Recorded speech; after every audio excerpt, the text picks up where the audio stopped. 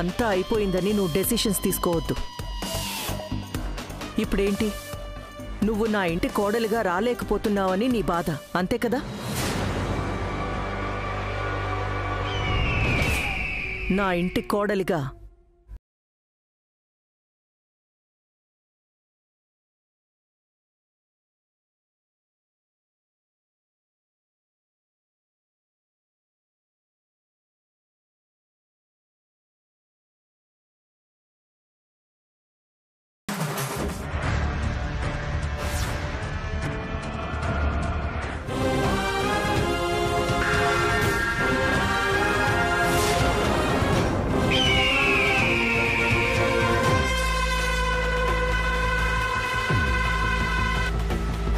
ఇక నుంచి నువ్వు నా ఇంట్లోనే నా కోడలిగా నా పక్కనే ఉంటావు.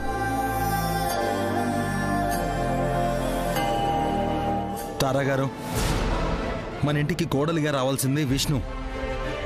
శిఖరని ఎలా కోడలిగా తీసుకొస్తారు? నా ఇంటికి ఎవరిని ఎలా తీసుకువెళ్లాలో నాకు బాగా తెలుసు. తారా, నీ ఇల్లా వాడిల్లైనా నీ ఇల్లైనా ఒకటే కదా బేబీ. అప్పుడెప్పుడో శ్రీకాంత్ని రాధ ఎక్కడి నుంచో తీసుకొచ్చాడు. ఆ రోజు నేనేమీ మాట్లాడలేదే. అలానే నేను నాకు నచ్చిన శిఖరాన్ని మనింటికి తీసుకెళ్తాను. మరి మీరెందుకు అంత ఫీల్ అయిపోతున్నారు? శిఖర నాతోనే మనింట్లో ఉంటుంది. తనకి మన వాళ్ల వల్ల జరిగిన అన్యాయానికి నేను తన బాధ్యతను తీసుకుంటున్నాను.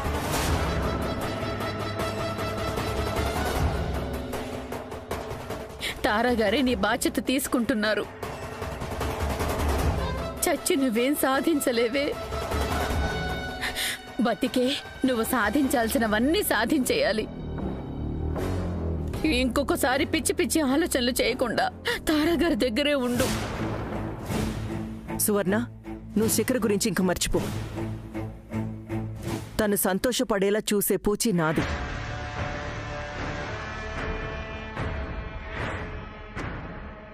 ఆ పుణ్యం కట్టుకోండి తారాగారు.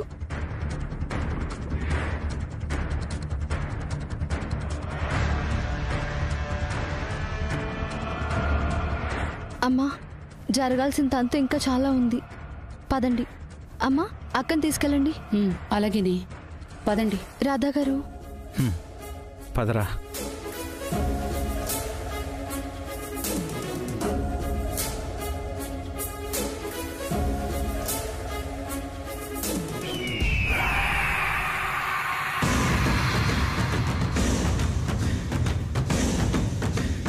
ఏదో ఛాలెంజ్లో గెలిచాను, మీ అక్కకి పెళ్లి చేసి ఏదో సాధించేశాను అన్న ఆనందంలో మీరంతా ఉబ్బి తబ్బిబ్బైపోతున్నట్టున్నారు. జరిగింది పెళ్లి మాత్రమే. ఆ విష్ణు మెళ్ళో పడింది తాళి మాత్రమే. అది తప్పించి ఏ ముచ్చట మీ అక్కకి జరగదు, జరగనివ్వను.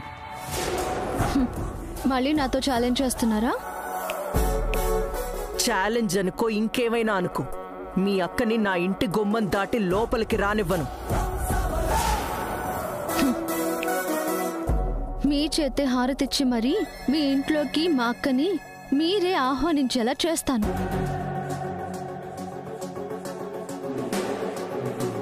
నేనా? ఆ విష్ణుకి హారతిచ్చి ఆహ్వానించడమా? నెవర్.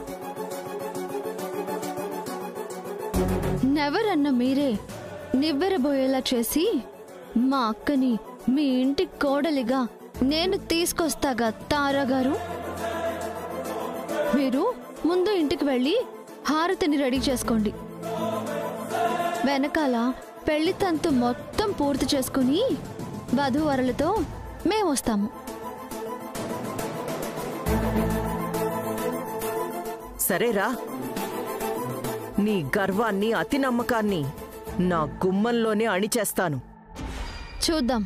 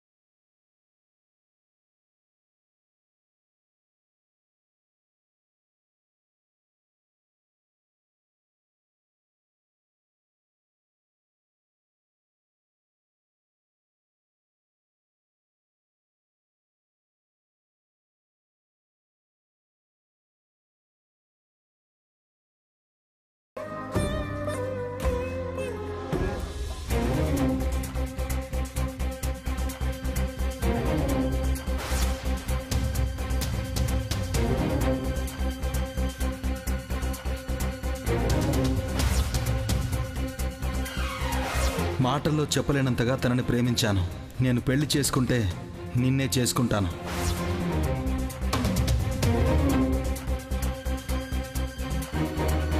నిజంగా రాధా గారు నన్ను ప్రేమిస్తున్నారా? పెళ్ళంటే పడని రాధా గారు నన్ను ఎలా ఇష్టపడతారు? ఎవరికైనా మన మీద ప్రేమ ఉంటే అది వాళ్ళ కళ్ళల్లో కనిపిస్తుంది, మాటల్లో అర్థం అవుతుంది, ప్రవర్తనలో క్లియర్గా తెలుస్తుంది.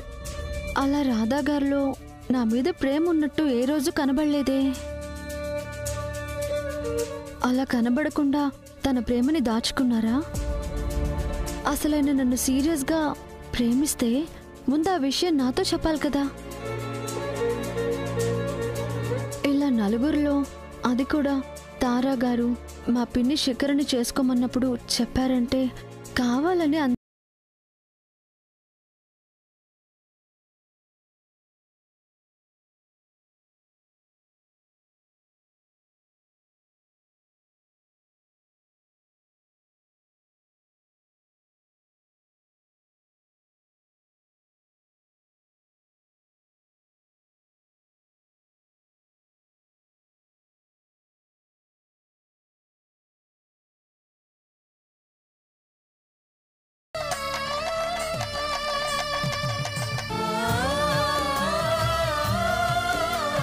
ఏడు జన్మల బంధాన్ని బహుమతిగా ఇచ్చారు.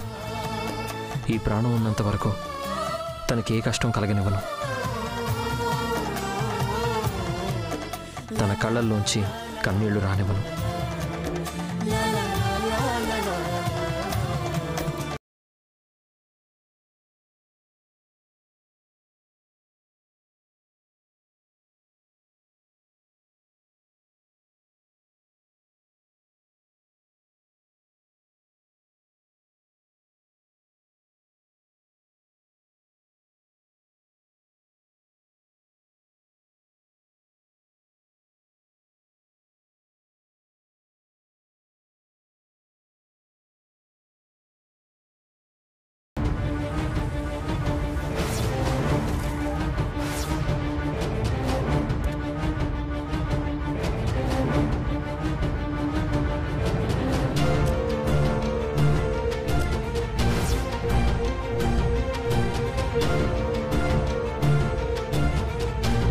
పదండి, లోపలికి వెళ్దాం.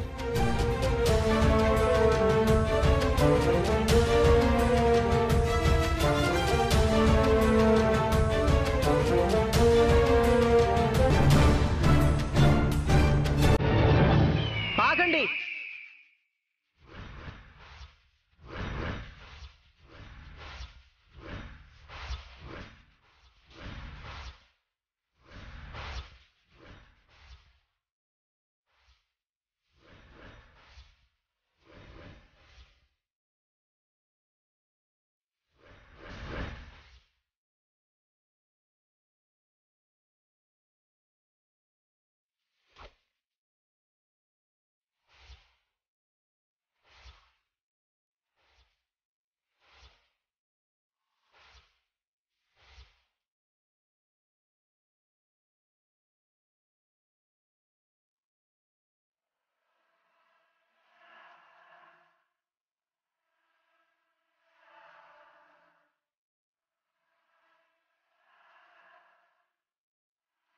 ఏం చేస్తున్నారు మీరు?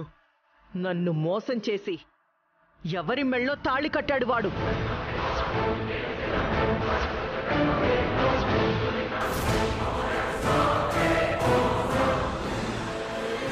వీడి వల్ల నా పరువు పోయింది.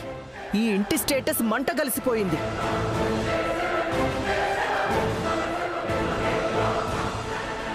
ఇంకా వీడి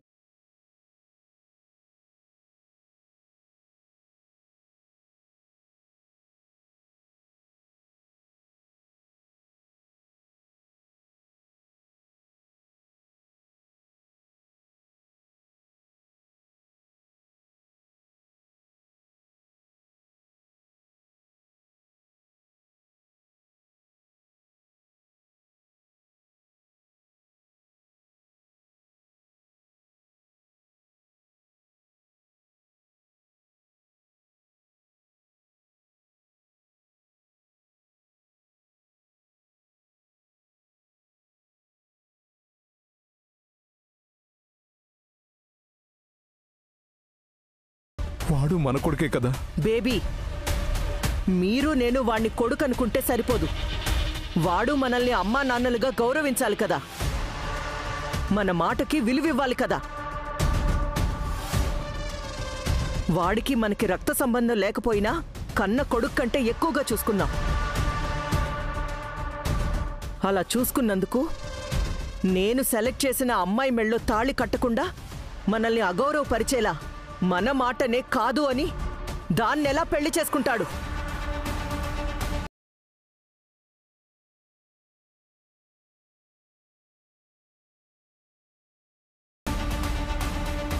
అప్పటికి ఎంత నచ్చజెప్పాను. వీళ్ళంతా పచ్చి మోసగాళ్ళు, నిన్ను ట్రాప్ చేశారని. అయినా విన్నాడా? మన మీద కొంచెమైన కృతజ్ఞత ఉందా వాడికి? ఇలాంటి వాణ్ణి మీరు క్షమించినా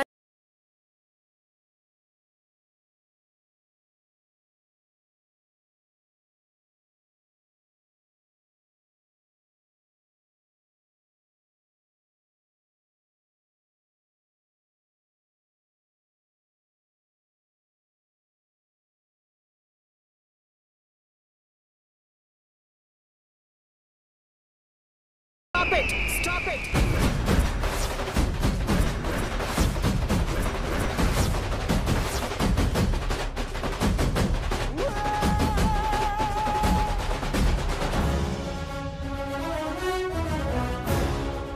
I say stop it! ఇది మా ఫ్యామిలీ ఇష్యూ. ఇందులో బయట వాళ్ళు జోక్యం చేసుకోవద్దు. తారాగారు, కొంతసేపటి క్రితం వరకు మేము బయట వాళ్ళమే. కానీ మా అక్క మెడలో శ్రీకాంత్ తాళి కట్టగానే మా అక్క మీరు ఒక్క ఫ్యామిలీ అయిపోయారు.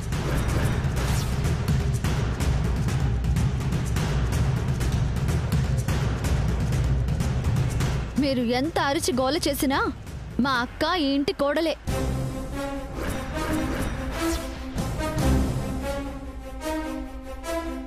మా ఫ్యామిలీలో ఈ గొడవలకి కారణం నువ్వు. ఈ రోజు వాడు ఈ ఇల్లు వదిలి వెళ్లే పరిస్థితి కూడా నీ వల్లే వచ్చింది. వాడితో పాటు మీరందరూ ఇక్కడి నుంచి వెళ్ళిపోండి.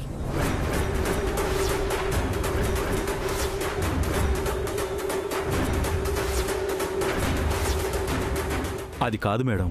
నా పేషెన్స్ ని చెక్ చేయొద్దు. నా కళ్ళ ముందు నుంచి అందరూ వెళ్ళిపోండి.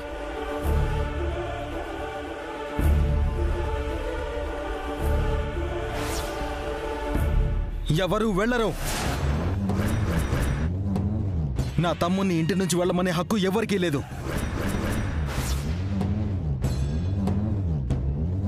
రాధా, హక్కులు అర్హతల గురించి నువ్వు మాట్లాడకు. శిఖరకి శ్రీకాంత్కి పెళ్లి చేస్తానని మాటిచ్చి తప్పింది నువ్వు. మీకు అప్పుడే చెప్పాను, నా తమ్ముడి ప్రేమ కోసం నేను ఏ మాట పడ్డానికైనా సిద్ధమేనని. వీడు నా రక్తం పంచుకుని పుట్టకపోయి ఉండొచ్చు, కానీ నా పంచ ప్రాణాలు నా తమ్ముడు. వీడికి ఇంట్లో ఆస్తిలో వాటా ఉంది. వీడిని వెళ్ళమని గాని ఇంట్లోకి రావద్దని చెప్పే అధికారం గాని ఎవరికీ లేదు, ఉండదు.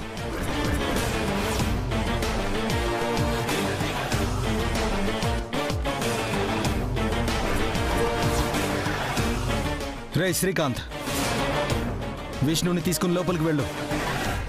ఎవరు నిన్ను ఆపుతారో నేను చూస్తాను.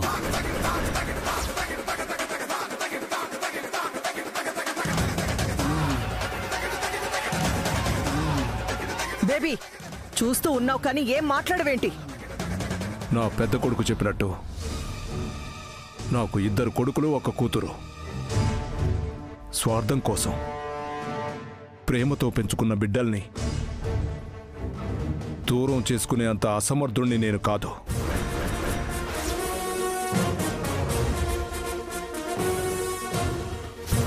ఇంకా చూస్తావేంట్రా? పద లోపలికి. ఆగండి.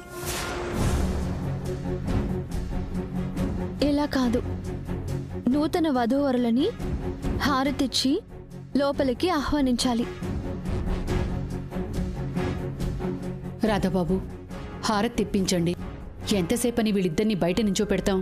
నేనే హారతిచ్చి వీళ్ళని లోపలికి తీసుకెళ్తాను. అమ్మా, నువ్వు కాదు.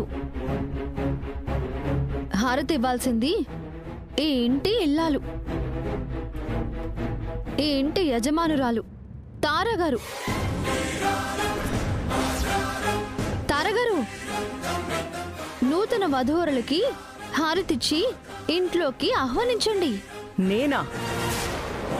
నా అంగీకారం లేకుండా జరిగిన పెళ్లికి నేను హారతి ఎలా ఇస్తాను? ఇంట్లోకి ఎలా రమ్మంటాను? అలా అనకండి తారగారు, మీరు ఆహ్వానించడమే సాంప్రదాయం. నాకిష్టం లేదు. నేను ఎవ్వరికీ హారతి ఇవ్వను.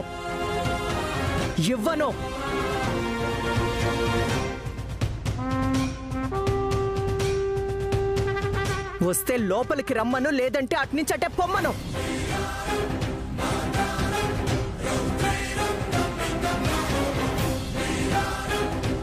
తారగారు,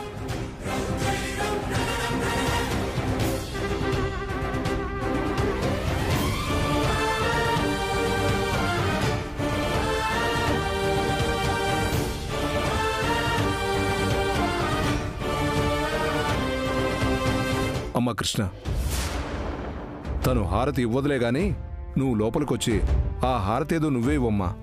అలాగే మావయ్య.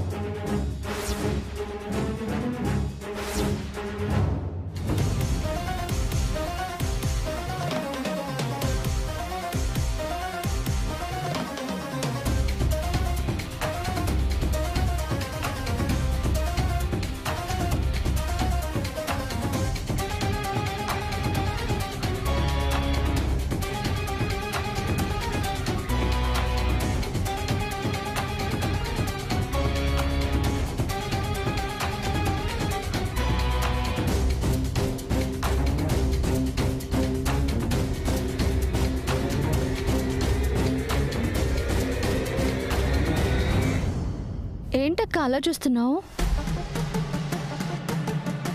ఏంటి శ్రీకాంత్ అక్కడే ఆగిపోయారు? ముందుకు రండి. మీకు హారతి ఇవ్వడానికి తారాగారే దిగొచ్చినప్పుడు మీరెందుకు ఆలోచిస్తున్నారు?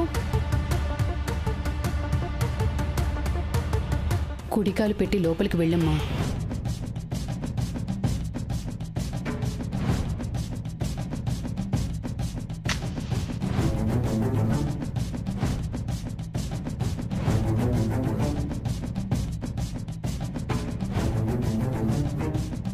తారగారు, మంచి మనసుతో ఇంట్లో అడుగు పెడుతున్న నూతన వధూవరులకి జీవితాంతం సుఖ సంతోషాలతో ఉండాలి అని అనుకుంటూ వాళ్ళిద్దరికీ హారతి ఇవ్వండి.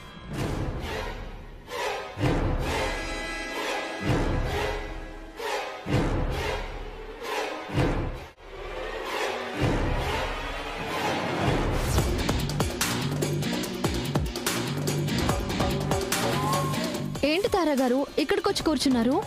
ఏంటి చెప్పే కదా నేను హారతి ఇవ్వనని? అర్థం కావట్లేదా నీకు? లేదు తారాగారు, మీరే హారతి ఇవ్వాలి. అదే మీకు మీ ఇంటికి మంచిది. నువ్వు ఎన్ని విధాలుగా ప్రయత్నించినా నేను హారతి ఇవ్వను. తారాగారు, తొందరపడకండి. మీలా నేను తొందరపడితే మీరేమైపోతారో ఆలోచించండి. ఏంటి ఎక్స్ట్రాలు మాట్లాడుతున్నావు? పిచ్చి పిచ్చిగా ఉందా? కూల్ కూల్ తారాగారు, ఒక్క నిమిషం నాకు టైం ఇస్తే మీకే అంతా అర్థమవుతుంది. ఒక్క నిమిషంలో ఏం చేస్తావు? మీ అక్కకి హారతి ఇవ్వమని నా కాళ్ళు పట్టుకుంటావా లేక కన్నీళ్లు పెట్టుకుంటావా? అంతదాకా అవసరం లేదులేండి. జస్ట్ చిన్న వీడియో చూపిస్తా చూడండి.